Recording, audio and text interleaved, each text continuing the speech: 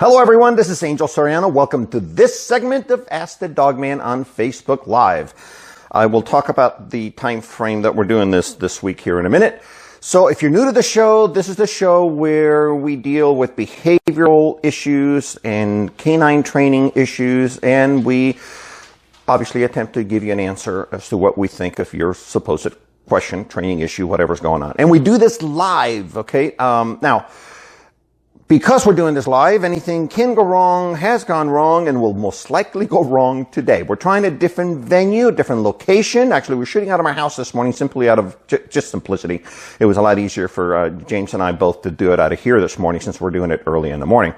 So before we start, let me explain how you can engage us here in the show, okay? You can add a comment to the section here as, you think of your questions, your issues, your comment, whatever you want to do. And it's that easy. And then we get to see it on this end, and James keeps on top of it. He'll be able to say, hey, somebody's got a question. Here it is. He'll repeat it, and we'll be able to deal with whatever it is you're trying to get to. So for now, if you're not driving, okay, so this is 7:30 in the morning. If you're not driving, give us a little heart, a little thumbs up, something that says we're coming through. Because of the fact that we're doing this live, half the time we don't even know if it's working until somebody says it's not working, right? By the way, on the arena of things going wrong, both my dogs are loose, running around the house, so there's every likely cost that you're going to hear some grunt sounds, bodily sounds, may I add, as well. That's just part of the show today, so don't sweat it. Of course, you've noticed that we changed the time this week, and we're trying to do this for a few weeks with the intent of seeing how this time frame works, okay? We've tried different times, and this is just another one. And we'll try for a couple of weeks and see if it doesn't work, it doesn't work. But what we'd like you to do, though, and this is the difference in the show today, what we'd like you to do is that I want you to treat this as a podcast. Okay, meaning listen to it. Turn it on, listen to it while you're getting ready and brushing your teeth and this and that. Just listen to it. If you're driving already, just listen to it. Don't watch, for crying out loud. You got things to do on the road. But just know that the value of the show is what we are saying, what we're answering, what we're dealing with behaviorally, not this mugshot, right? So just listen and give us your feedback. If you have a question while you're driving, don't type it in. By the way, a lot of phones, I know mine has it, you can actually turn on the feature and you can talk to it. And, sometimes the voice to text, that's not exact. So James will be forgiving on this side and try to translate what it is he thinks he's reading. But if you want to do that, that's probably safer. But do not text and drive. Okay, so we're not proponents of that. Please don't do it. Don't get in trouble. So that's it, I guess. If there's a better time for you in the future than this, and this is kind of weird, and you're saying, gosh, I'd like to hear the show or watch the show, but you guys put it at the wrong time, just say it, be blunt. Just tell us what it is that's a better time, and we'll continue to adjust this, and eventually we're going to have the ideal time. This is the goodness of the show, is that we can pick whatever we want until such day that it's actually working. So that's it, I think. So today, though, I wanted to talk a little bit about taking your dogs to your favorite restaurant, okay? I was inspired by somebody this weekend on that topic, and I want to talk about it more. So, having said that, what do you think, James? Can we go with that topic for now? Let's do it. All right. So, meanwhile, everybody on Facebook that is listening to this, if this resonates with you, like I said, later on, once you stop your car, put your comment on it. If it doesn't resonate with you, that's fine. You don't have to do a darn thing. If you want to speak to your phone, do that, as I said earlier. So I'll say I was inspired, James, this weekend by a waitress that we hadn't seen in a while. Lynn and I like to go, for brunch, and we hadn't seen this person because we hadn't been to this restaurant in a while. And so we were, and she told us a story about somebody leaving their dogs in the car because they didn't think they accepted them in the restaurant. And it turns out that restaurants that have patios, a lot of them are very friendly towards dogs. And that's kind of cool, you can bring your dog, you can do things. And anyway, I was inspired by that because these people left the dog in the car, and it got hot. They called up PD. They come over, rescue the dogs. It wasn't any big deal. It wasn't like, dying stuff, but they could have had they been there for an hour and a half eating, right? So, and they didn't know anything about bringing the dog, to the patio area. So she was saying, gosh, don't people know? Well, it gave me the inspiration, and that's why I talked to you about it, saying we should do this and talk about it and let people know that, these things do exist, right? I mean, call up your favorite restaurant that has a patio, right? Yes. And and ask them. Just say, hey, can I bring my dog in?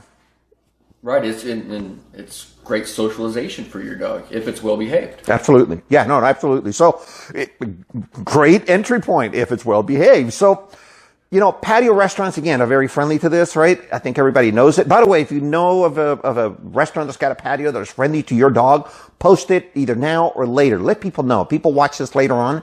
We get a lot of views after the fact, by the way. So post it on there, and it gives people tips as to which restaurant to go to. But interesting enough, inside the restaurant, on the other hand, it's really reserved for service dogs. And those are certifiable service dogs, not a dog that somebody is making believe is a service dog, okay? These are actual licensed service dogs are the ones that are allowed, and that's because of health laws and stuff, nothing else. But anyway, so long story short, just let's talk about some of the things that are not good, James. I mean, I've seen in restaurants, in patio restaurants, I've seen super excitable dogs, right? Look, you may think it's cute, but it's not. Absolutely. I mean, it's ideal that your dog be well behaved. The moral of the story really should be that your dog goes unnoticed unless somebody actually sees your dog. It shouldn't be drawing attention to itself. Yeah. Those are great words, actually. Excellent. In the timing, it's excellent. Here's the deal. James is absolutely right. If your dog is making a nuisance and people are noticing and they're welcoming everybody, as much as you think, oh, he's just being friendly, if he's doing all of this, then he's most likely being a nuisance to a patron that does not like dogs or has not ever had a dog. And that's not fair either. Right? It's not fair to the restaurant. You think you're at your greatest, friendliest restaurant and you go there all the time. Now you bring your dog and guess what? They hate your guts. Right? And they may not be able to say to you, please don't bring your dog because they have a relationship with you, but that's not right either. Right? Right. So, another side of it, and I've seen this personally actually at a restaurant. I saw a dog that was underneath the table and looked like it was behaving well.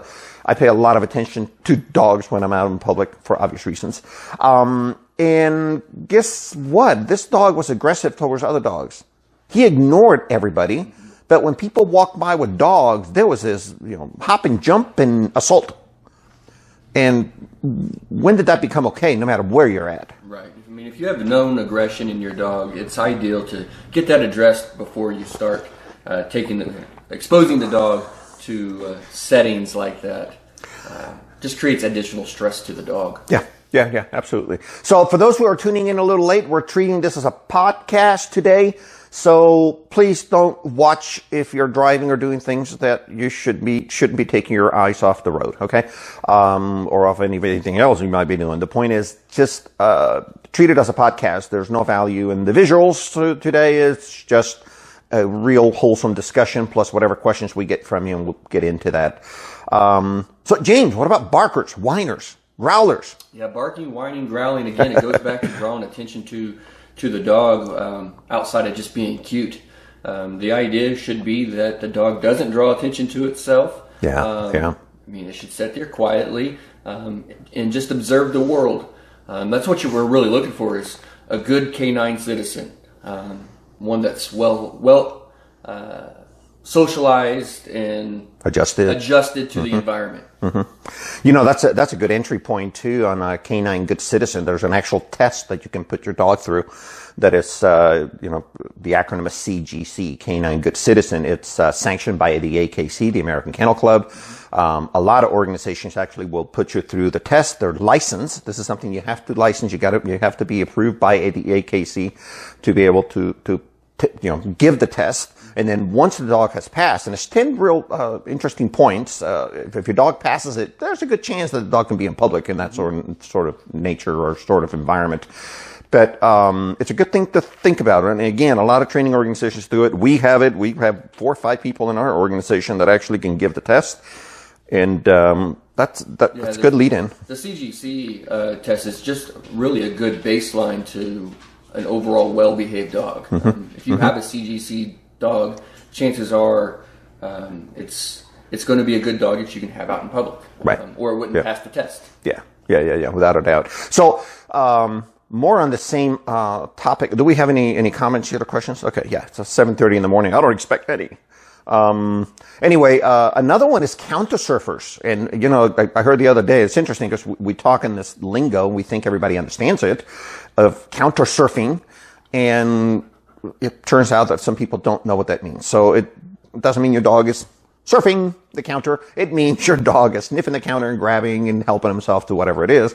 I once saw a dog at a restaurant doing that, okay? It was kind of, you know, I found it funny because really this is like, it's a cash machine to me, okay? And anytime I see a dog with a bad behavior, I hear ka-ching, okay? Obviously that dog needs, that owner needs a business card, and hopefully I'll end up with additional trading as a result of it. But I thought it was funny that at a restaurant, and it was outside, it was in a patio, and this dog just politely would sneak up, and the owner was part of it. It wasn't like the owner didn't know of it. The owner kept pushing, you know, little bread pieces to the edge, and the dog would get it. And I'm thinking, this is great training. I mean, this man was teaching the dog to counter surf. Okay, so again, those are things that, you know, as far as feeding, you were just making a comment right before the show that it's not something accepted, right? Yeah, it's a pretty big no-no to feed your dog from the table when in a public like that. It's, you know, establishments frown upon it. It's actually something that they could ask you to leave for. Yeah. Yep. So it's something that you should not promote in public. If you want to feed your dog table scraps or teach it to counter surf at home, then that's what you should do. But in public, it's one of those things that you should, you know, try and stay away from. Yeah, and I'll add my 2 cents worth is if you allow it at home and you think it's cute and you're doing it off the table, just know the dog doesn't know any different. And you may be doing it at home and thinking this is fine, and he's going to do it at grandma's house. He's going to do it at that restaurant when you go there. So don't promote it. I don't think it's just the right behavior. Okay. Eventually you get to the point where you have a dog that people are saying that the dog has bad manners. And the only reason you may not say it is because you're so used to it. Right? But if you disconnect from the situation and come back to it, or if you see someone else's dog doing it, you will say, you know, that was bad manners. So the only time we're invisible to it or to the behavior is because the dog does it so many times you just don't care anymore, right? So anyway, so counter surfers, bad manners. You know, your earlier statement made a lot of sense. If the dog has to go unnoticed, if it's invisible, then it's a fine dog to be there, right? So. Right. Now, I mean, I would say some fun things to take into account. You know, make sure that the weather is nice enough for your dog, so it's, you know, they're not getting too hot. If it's too hot for you, it's definitely too hot for them.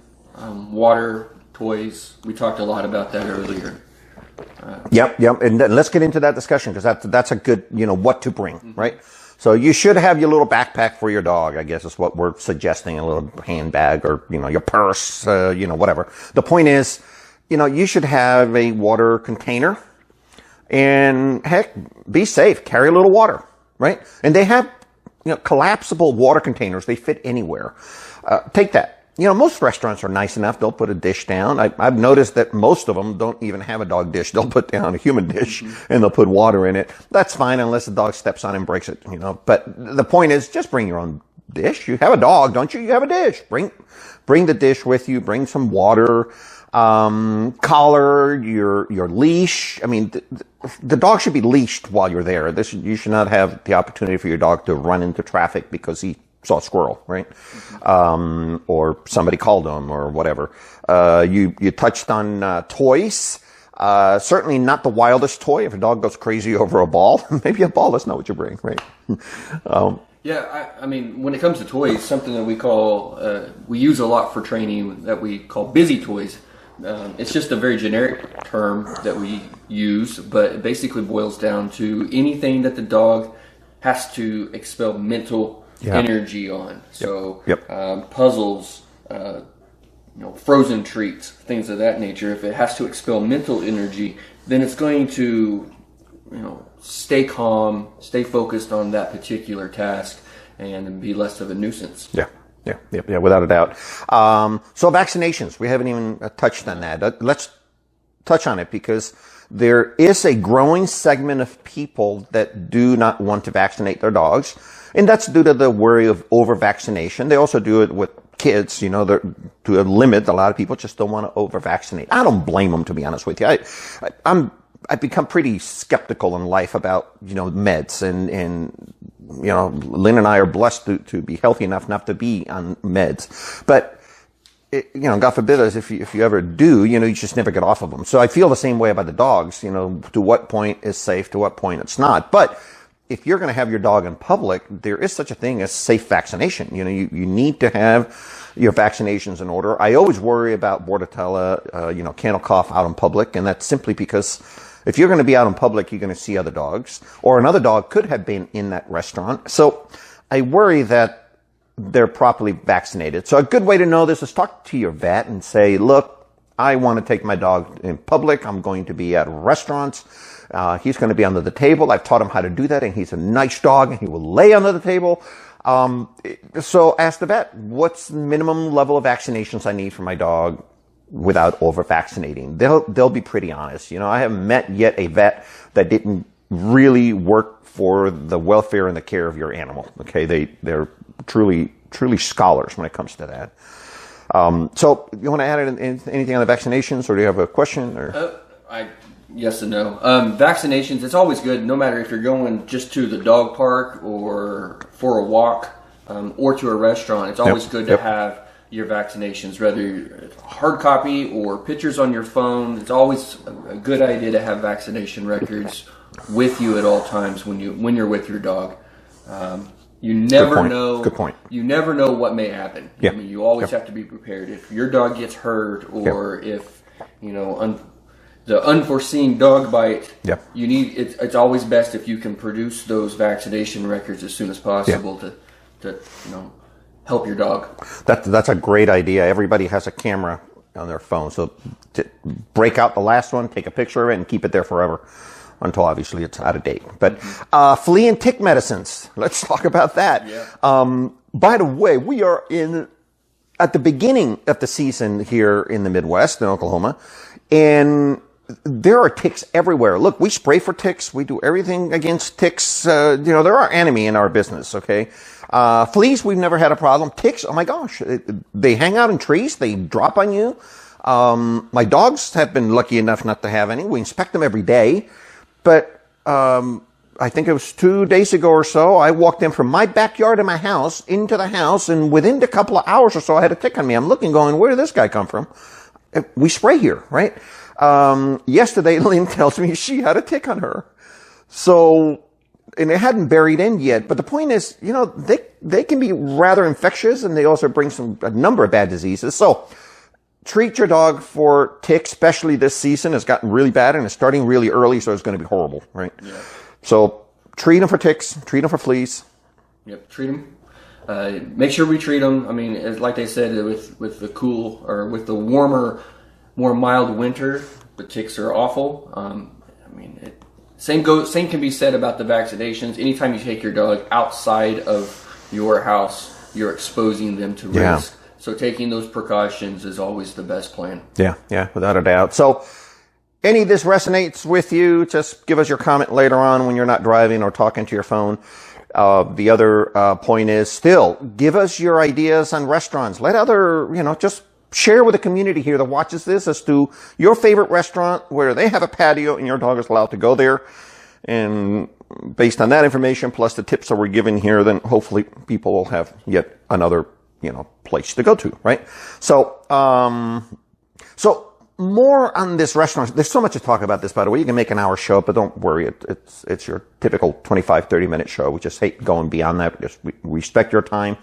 And, just know that James and I can talk for hours, and we do. So, let's talk about the idea of doing this. Let's say you're watching this and you've never taken your dog to a patio restaurant and you're going, hey, that's a great idea. What do I do? So, first order of business, we talked about all the things that your dog should not be, right? And if you feel like your dog fits that, then you need to test him out in that environment. You can't just assume that he's going to be fine because he's never done it before.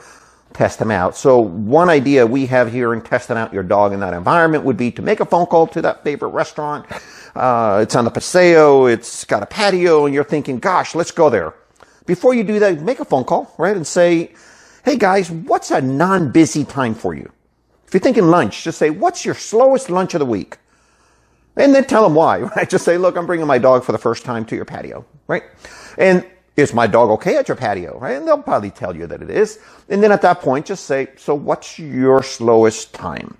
Why are you asking? You want to bring your dog in the best environment possible, where he's going to be fine. He's not going to be harassed by a bunch of other people, etc. And, and have an opportunity for success, because we always believe in baby steps, right? Right. It needs to be a positive experience. Yes. The proverbial 1 step forward, 2 steps back. It holds true with dogs. If they have a negative experience, it's going to take twice as long to recreate a positive experience. Right. That's a really good point. And by the way, what's interesting about dogs is that they're self-forgiving. So if you really screw up and you take them at a busy time and there's an aggressive dog in there, and before you know it, they're both barking and yawning at each other, and it became a negative experience, don't think it's the end of the world, okay? It's just going to take you double as long to get over it and get on top of it. So don't even do that. Start by going at a slow time. And then, I often tell people, find a shaded table, find a corner table away from other things. The reason for a corner table, by the way, is so the traffic only exists in part of it and not all the way around it, right? If you have traffic all the way around it, this dog is going to be a little anxious looking around as to, are people coming, going? Remember, this is a new experience, not a pro at this, right? So give them only one edge to watch. Dogs are watchers, so give them only one area to watch and you'll probably have a better time. Right. No. Let's see what. If you see another dog there, this is not social time, friends. If there's somebody else with a dog there, yeah, you can make little eye contact and wave and say what a pretty dog, and ask and specifically sit away. You have no idea who this dog is, what issues, behaviors they have. You know yours, you don't know theirs. The fact that they're at a restaurant doesn't mean that they have a well-behaved dog. It means that they didn't watch this video, the show today. So sit away from them, and then you can observe the two dogs as to how they're behaving, okay? But remember, this is the first time. Why put your dog through something they don't need? So, comments or... Yeah, no, observe. It's great to meet new friends. It's great for your dog, especially if both dogs happen to be social animals, and they want to play with each other. But give them time to develop a bond themselves and create a little mini pack, if you will. Yeah. So for those listening to this, hopefully this is working. I would love for this show to work this sort of way. And if it does, by the way, we may turn it into a real podcast instead of a video. That would be kind of cool to do, actually. We've gotten that request before, so we figure we kind of fake it and still do the video side of it, but ask people to just listen to it and see if it works.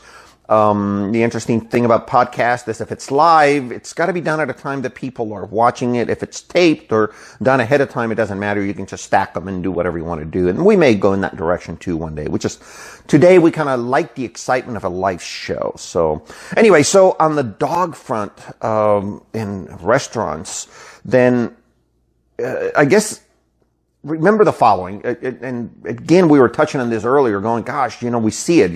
James and Angie go to restaurants, and in the past they've taken their dogs. They have a new puppy right now. They haven't done that with, but they've done it with their other dogs. They're more mature dogs. And so the point is that if your dog acts stressed, okay, and by the way, how do you measure stress, right? A lot of people say, well, gee, I don't know. I did not know my dog was stressed. Right. So if your dog is acting abnormal to what they normally would, right? If they're laying around, there's a poodle, you don't see him, the poodle next to me. It's not mine, it's my wife's. There's a poodle laying next to me over here, standard poodle. And he's just laying around. So if I was to take him to a restaurant and all of a sudden he is moving around and walking and pulling and sniffing and doing things that are abnormal, this guy just lays around. If he's doing something that is abnormal, that's stress. Something is bringing it out, right? So anything that is abnormal at that particular time for that particular situation, I would call it stress. Is it high stress, bad stress? Is it aggressive? No, it's just stress. So if you measure your dog to be stressed, please get him out of there, right? Just ask for your check, no big deal. Leave, walk, take him home, take him on a walk to the park, do something different than what you're doing there, because it's not fair for your dog to be in that type of position. And he's going to do something that is not likely correct. Again, I'm not talking about aggression. I'm just saying something that you're later going to regret. And as James said earlier, you're going to have to work twice as hard to get rid of. So get him out of there. So the recipe for us has always been baby steps, right? Baby steps is the best recipe for training. in everything, but especially in difficult situations, right? And then some other, just light signs of stress or anxiety, heavy panting if it's not, if they're obviously not too hot, but there'll be a lot of panting, excessive drooling, even yawns.